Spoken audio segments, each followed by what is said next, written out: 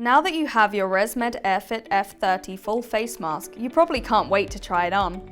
But that means you have to face a little mask assembly first.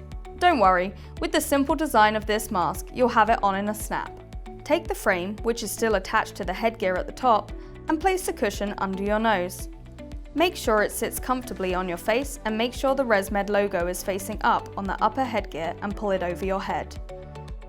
Pull the lower headgear straps under your ears and reattach the magnetic clips to the frame.